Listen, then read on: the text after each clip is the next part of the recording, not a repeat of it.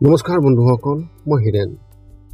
আজি আমি জানিম এই 2025 বৰ্ষৰ এই মাহটোত আপোনালোকৰ সম্পূৰ্ণ ৰাশিফলৰ বৰ্ণন। এই মাহটোত মকৰ ৰাশিৰ ব্যক্তিসকলে কেনেধৰণৰ ফলাফল লাভ কৰিব। প্ৰথমে মোৰ চেনেলটো আপোনালোকে ছাবস্ক্ৰাইব কৰি ল'ব, যাতে মোৰ পিছৰ ভিডিঅ'বিলাক আপোনালোকে সহজে লাভ কৰিব পাৰে। লগতে মোৰ ভিডিঅ' যদি ভাল লাগে তেন্তে লাইক আৰু শ্বেয়াৰ কৰিব, কমেণ্ট কৰি আপোনালোকৰ মনোভাৱ প্ৰকাশ কৰিব। এতিয়া আহোঁ মূল বিষয়লৈ। আজি আমি জানিম এই 2025 বৰ্ষৰ এই মাহটোত সম্পূৰ্ণ ৰাশিফলৰ বৰ্ণন। আমাৰ সকলোৰে মনত এটা কৌতূহল আছে যে আগন্তুক মাহটো আমাৰ বাবে কেনেকুৱা হ'ব।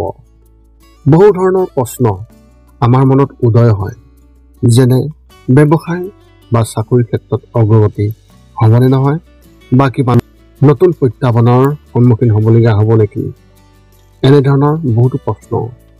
সেয়েহে আপোনালোকক এই ভিডিঅ'টোৰ জৰিয়তে ৰাশি আৰু ৰাশিফলৰ ওপৰত ভিত্তি কৰি ৰাশিফলৰ ওপৰত বিভিন্ন গ্ৰহ আৰু নক্ষত্ৰমণ্ডলৰ প্ৰভাৱ আৰু গতিবিধিৰ বিষয়ে অধ্যয়ন কৰিছোঁ। এই কথা মনত ৰাখি আমি আপোনালোকক এই 2025 বৰ্ষৰ এই মাহটোত ৰাশিফলৰ মতে সঠিক মূল্যায়ন কৰিছোঁ, যাতে আপোনালোকে সেই অনুসৰি প্ৰস্তুতি চলাব পাৰে। আপোনালোকে এই ভিডিঅ'ত আপোনালোকৰ পৰিয়াল, আৰ্থিক, কেৰিয়াৰ, শিক্ষা, প্ৰেম আৰু স্বাস্থ্যৰ লগতে আৰু বিভিন্ন তথ্য আপোনালোকে এই ভিডিঅ'ত লাভ কৰিব। ইয়াৰ দ্বাৰা আপুনি জানিব পাৰিব যে আপোনাৰ ৰাশিফলৰ অনুসৰি কি কি প্ৰস্তুতি চলাব লাগিব। গতিকে আপোনাৰ ৰাশিফল অনুসৰি প্ৰস্তুতি চলাওক। অৱশ্যে আপোনালোকক এইটো জনা উচিত যে এই ভিডিঅ'টোত দিয়া যি তথ্য, এই তথ্য কোনো ব্যক্তি হিচাপে নহয়, ৰাশিফলৰ ওপৰত হোৱা যি প্ৰভাৱ, সেই প্ৰভাৱৰ বিবেচনা অনুসৰিহে এই ভিডিঅ'ত উল্লেখ কৰা হৈছে এই সকলোবোৰ তথ্য। গতিকে এনেদৰে আপুনি আপোনাৰ জীৱনত ঘটিব পৰা সকলো কথাৰ তথ্য লাভ কৰক। গতিকে কোনো পলম নকৰাকৈ এতিয়া আমি এই 2025 বৰ্ষৰ এই মাহটোত যি ৰাশিফলৰ বৰ্ণন, সেই ৰাশিফলৰ বৰ্ণন আপোনালোকক আগবঢ়াবলৈ আগবাঢ়িছোঁ। সৰ্বপ্ৰথম পাৰিবাৰিক জীৱনৰ ক্ষেত্ৰত এনেধৰণৰ: আপোনাৰ পৰিয়ালৰ কোনো সদস্যই যিকোনো কথা কোৱাত সেই কথা এটাই আপোনাক আঘাত দিব পাৰে আৰু তেওঁলোকৰ প্ৰতি আপোনাৰ হৃদয়ত শত্ৰুতা আশ্ৰয় দিব পাৰে। যদি ধৈৰ্য বজাই ৰখা নহয় তেন্তে এই বিষয়টো অতি ডাঙৰ হৈ পৰিব আৰু সংঘাতৰ পৰিস্থিতিৰ সৃষ্টি হ'ব পাৰে। বয়োজ্যেষ্ঠসকলে আপোনাৰ পৰা কিবা এটা আশা কৰিব। চুবুৰীয়াৰ সৈতে সম্পৰ্ক আন্তৰিক হৈ পৰিব আৰু তেওঁলোকৰ সৈতে একেলগে নতুন কিবা এটা কৰিবলৈ চেষ্টা কৰা হ'ব। আপোনাৰ পৰিয়ালৰ এক ইতিবাচক ভাৱমূৰ্তি সমাজত সৃষ্টি হ'ব। মাতৃৰ স্বাস্থ্যৰ যত্ন লওক আৰু বাহিৰৰ খাদ্য খাবলৈ নিদিব। ব্যৱসায় আৰু চাকৰিৰ ক্ষেত্ৰত এনেধৰণৰ: ব্যৱসায়ীসকলৰ বহু কাম থাকিব, যাৰ বাবে তেওঁলোকে ভাগৰুৱা অনুভৱ কৰিব। এওঁলোকৰ প্ৰকৃতিত খিংখিঙীয়াটাও হ'ব পাৰে। সকলোৰে লগত সমন্বয় স্থাপন কৰিবলৈ চেষ্টা কৰা দেখা যাব, কিন্তু সফল নহ'ব। কিছুমান কথাক লৈ এওঁলোকৰ মনটো সন্দেহৰ সৃষ্টি হ'ব, যাৰ বাবে মানসিক চাপৰ সম্ভাৱনা অত্যন্ত থাকিব। ব্যক্তিগত খণ্ডত চাকৰি কৰা ব্যক্তিসকলৰ বিষয়ে বাধা আহিব আৰু যিটো কাম সহজ যেন লাগিলেও সেয়া অতি কঠিন হৈ পৰিব। কাৰ্যালয়ত আপোনালোকৰ সৈতে ৰাজনীতি হ'ব পাৰে, যাৰ বাবে আপোনালোকৰ ভাৱমূৰ্তিও ক্ষতিগ্ৰস্ত হ'ব। চৰকাৰী কৰ্মচাৰীসকলে হয়তো নিজৰ বাবে নতুন কাম বিচাৰিব। শিক্ষা আৰু কেৰিয়াৰ ক্ষেত্ৰত এনেধৰণৰ: যদি আপুনি মেনেজমেণ্ট বা ইঞ্জিনিয়াৰিঙৰ ক্ষেত্ৰত পঢ়ি আছে তেন্তে মাহৰ তৃতীয় সপ্তাহত কিছুমান ভাল চাকৰিৰ অফাৰ আহিব, কিন্তু মনোযোগৰ অভাৱৰ বাবে সেইবোৰ হেৰুৱাব পাৰে। বছৰৰ এই মাহটো অন্যান্য ক্ষেত্ৰত অধ্যয়ন কৰা ছাত্ৰ ছাত্ৰীসকলৰ বাবে স্বাভাৱিক হোৱাটো অতি সম্ভাৱনা আছে। যদি আপুনি যিকোনো পৰীক্ষাৰ বাবে প্ৰস্তুতি চলাই আছে আৰু যোৱা কেইমাহমানৰ পৰা আপুনি যদিহে তাত সফলতা লাভ কৰা নাই তেন্তে এই মাহত আপুনি নিজৰ চিনিয়ৰৰ পৰা বিশেষভাৱে গাইডেন্স পাব, যিটো ভৱিষ্যতে অতি উপযোগী হ'ব। এনে পৰিস্থিতিত তেওঁলোকে দেখুৱাই দিয়া যিটো পথ, সেই পথটো ভালদৰে শুনিব পাৰে আৰু সেই অনুসৰি আপুনি চেষ্টা কৰক। প্ৰেমৰ ক্ষেত্ৰত এনেধৰণৰ এই মাহত আপুনি আপোনাৰ সংগীৰ পৰা বহুত সহায় পাব আৰু তেওঁলোকে আপোনাক সহায় কৰা দেখা যাব। আপুনি তেওঁলোকৰ বাবে বিশেষ কিবা এটা কৰিবলৈ চেষ্টা কৰিব, যিয়ে আপোনালোকৰ সম্পৰ্কটো অতি শক্তিশালী কৰিব। মাহৰ শেষত আপুনি আপোনাৰ প্ৰচেষ্টাৰ শুভ ফল পাব, কিন্তু ইয়াত সন্তুষ্ট হোৱা যেন নালাগিব।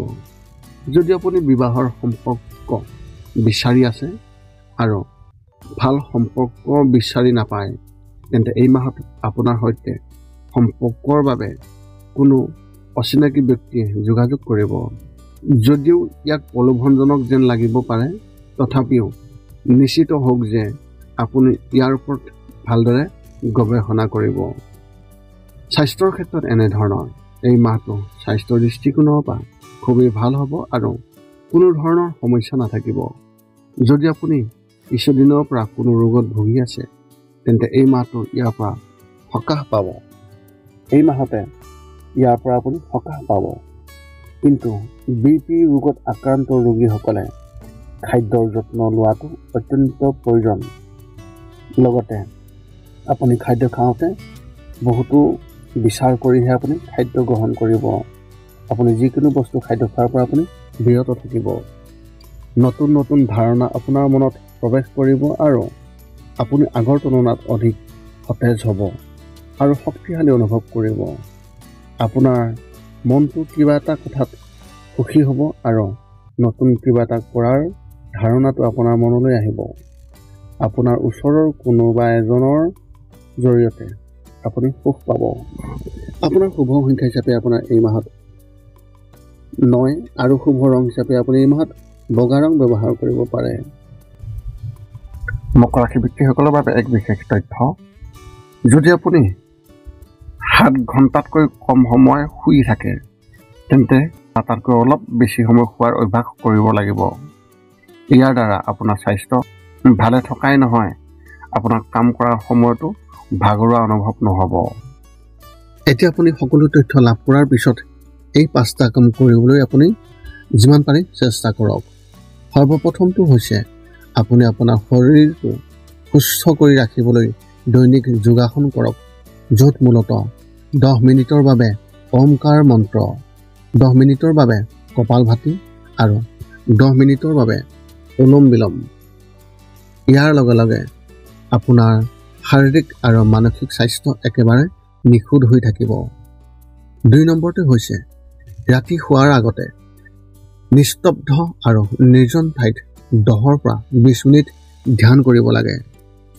ইয়াৰ দ্বাৰা 2টা উপকাৰ পোৱা যায়। এটা হ'ল আপুনি ভাল টোপনি পাব আৰু দ্বিতীয়টো হৈছে পিছদিনা আপুনি সতেজ অনুভৱ কৰিব। ধ্যান কৰি থাকোঁতে মধ্যমীয়া শব্দৰ শান্ত সংগীতো আপুনি শুনিব পাৰে। 3 নম্বৰটো হৈছে প্ৰতি মংগলবাৰে পুৱা নিশ্চয় হনুমান চালিচা পাঠ কৰক আৰু হনুমান মন্দিৰ দৰ্শন কৰক, নতুবা আপুনি বিষ্ণু মন্দিৰ দৰ্শন কৰক। ইয়াৰ দ্বাৰা আপোনাৰ আৰু আপোনাৰ পৰিয়ালৰ যিকোনো সদস্যৰ সংকট দূৰ হ'ব আৰু সদায় সুখ আৰু শান্তি থাকিব। 4 নম্বৰটো হৈছে ঘৰৰ বাহিৰত গৰু আৰু কুকুৰক প্ৰতিদিনে আপুনি পাৰিলে খাদ্য খুৱাব লাগে। খাদ্য খোৱাওক আৰু যদি পাৰে চৰাই চিৰিকটি আদিকো খাদ্য আৰু পানীৰ যোগান ধৰক। এই পৃথিৱীখন যিমান আমাৰ সিমানেই সিহঁতৰো। নিতৌ ইহঁতক খুৱাই আমি তেওঁলোকৰ পৰা এক আশীৰ্বাদ লাভ কৰিব পাৰোঁ আৰু আমাৰ ওপৰত থকা গ্ৰহবোৰৰ কুপ্ৰভাৱ দূৰ হ'ব। সদশেষত 5 নম্বৰটো হৈছে আপুনি পাৰিলে মাজে মাজে চৌপাশৰ দুখীয়া ব্যক্তিসকলক আপুনি পাৰিলে সহায় কৰক আৰু ভোকাতুৰ ব্যক্তিসকলক আপুনি পাৰিলে খুৱাবলৈ চেষ্টা কৰক। এই আছিল এই 2025 বৰ্ষৰ মাৰ্চ মাহটোত মকৰ ৰাশি ব্যক্তিসকলে লাভ কৰিবলগীয়া সম্পূৰ্ণ ৰাশিফলৰ বৰ্ণন। যদিহে আপোনাৰ মনত এতিয়াও কিবা জ্যোতিষ সম্বন্ধীয় প্ৰশ্ন আছে তেন্তে আপুনি আমাক এই প্ৰশ্ন এই ভিডিঅ'ৰ তলত কমেণ্ট কৰি অৱগত কৰাওক আৰু আমি আপোনালোকৰ প্ৰশ্নৰ উত্তৰ আমি সকলো সময়তে দিবলৈ আমি সকলো সময়তে সাজু আছোঁ। যদি মোৰ ভিডিঅ'টো ভাল লাগিল তেন্তে লাইক শ্বেয়াৰ কমেণ্ট কৰিব আৰু চেনেলটোৰ লগত সম্পৰ্ক ৰাখিবলৈ চেনেলটো ছাবস্ক্ৰাইব কৰি থ'ব যাতে আমি পুনৰ লগ পাওঁ এই চেনেলৰ জৰিয়তে। পুনৰ লগ পাম অন্য এটা ভিডিঅ'ত। আজিলৈ ধন্যবাদ।